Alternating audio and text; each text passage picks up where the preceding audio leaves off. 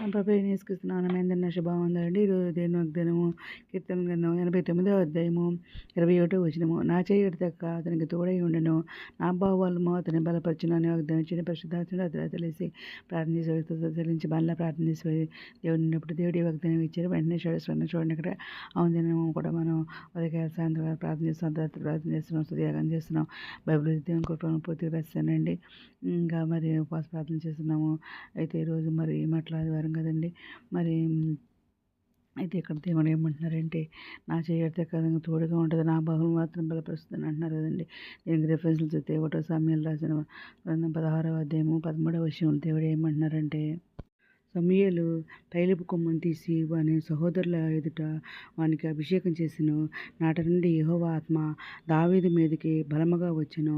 తర్వాత సమూయేలు లేచి రామాకు వెళ్ళిపోయాను అని ఇక్కడ మరి దేవుడు చెప్తున్నారు అనమాట అండి. ఇంకా 2వ సమూయేలు రాసింది గ్రంథము 7వ అధ్యాయము 9వ వచనములో దేవుడు ఏమంటున్నారంటే, నీవు పోవు చోటెల్లను నేను నీకు తోడుగా ఉండి నీ శత్రువులందరినీ నీ ఎదుట నిలవకుండా నిర్మూలం చేసి లోకములోని గనులైన వారికి కలుగు పేరు నీకు కలగజేసి ఉన్నాను అని చెప్పేసి దేవుడు మాట్లాడుతున్నారు. ఇంకా కీర్తన గ్రంథము 18వ అధ్యాయం 32వ వచనంలో, నాకు బలము ధరింపు చేయవాడు ఆయనే, నన్ను యథార్థ మార్గం నడిపించేవాడు ఆయనే అని అంటున్నారు. ఇంకా 35వ వచనంలో, నీ రక్షణకు కేడెమును నీవు నాకు అందించి ఉన్నావు, నీ కుడి చెయ్యి నన్ను ఆదుకొనెను, నీ సాత్వికము నన్ను గొప్ప చేశాను అని అంటున్నారు అనమాట. అది కీర్తనకారుడు అలాగా మాటలు కూడా మనతో కూడా దేవుడు మాట్లాడుతున్నారు అనమాట ఈరోజు దినం.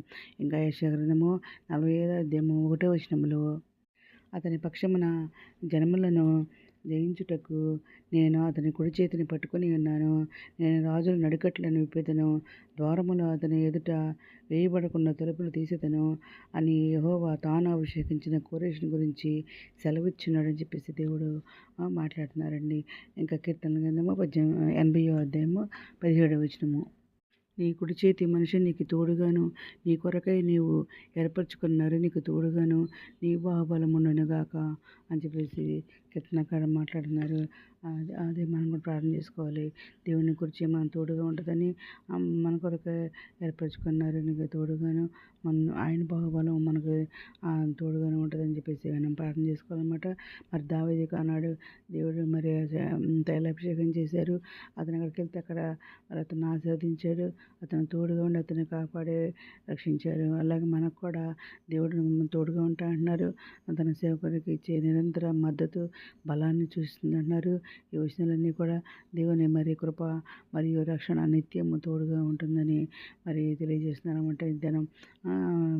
ఏదైనా మరి నా చేయడితేక అతను తోడుగా ఉండని నా బాహువులు అతన్ని బలపరిచిందని వాగ్దానం మనకి ఇచ్చిన దేవునికి కృతజ్ఞతలు చెల్లించుకుంటూ ఆయన మనకి ఎప్పటికీ తోడుగా ఉంటాయని ఆయన హస్తము మనకు తోడుగా ఉంటుందని ఆయన రూఢిగా మరి ఏమన్నా వాగ్దానం ఇచ్చి దేవుడు నమ్మదైన దేవుడు వాగ్దానం ఇస్తున్నారు. ఈ వాగ్దానం అందరి జీవితంలో వారిని కోరుకుంటే ఈరోజు మనం ప్రార్థన చేసుకుందాం. మౌనత సరస్వతి ముందర ఘనమైన నాన్నకేలా స్తుతున్నా తండ్రి. ఎనిమిది ప్రపంచ ప్రతి పెట్టిన పేరు పెట్టి న్యాయం చేసుకోండి. ఆయన ప్రతి బిడ్డ అవసరం తెచ్చండి, అక్కడ తెచ్చండి, కొరకు తెచ్చండి, వీళ్ళు మంచి జరిగింది శైలితో ఉండే ఉద్యోగాలు తెచ్చండి, ఆదిపస్థంలో కాదు సాయం తెచ్చండి, అందరూ స్వస్పర్శండి, వేదనలు కొన్ని వదచండి, గిగిన వారు లేతండి, రక్షణ తెచ్చండి, ఉన్నతులు బలపరిచిన మన కాలం మీ కాళ్ళ మీద కూర్చోపండి, మీ త్వరగా అన్నయ్యారు మీ నిశ్చయానికి మీ అందరూ సిద్ధపడిన కూర్చోమని ఎత్తుకొని బాగా దయచేయమని మా ప్రభు పేరు నేసుక్రీస్తు పరిశుద్ధమైన ఉన్న అడుగు పెట్టుకుని ప్రార్థిస్తామని తండ్రి.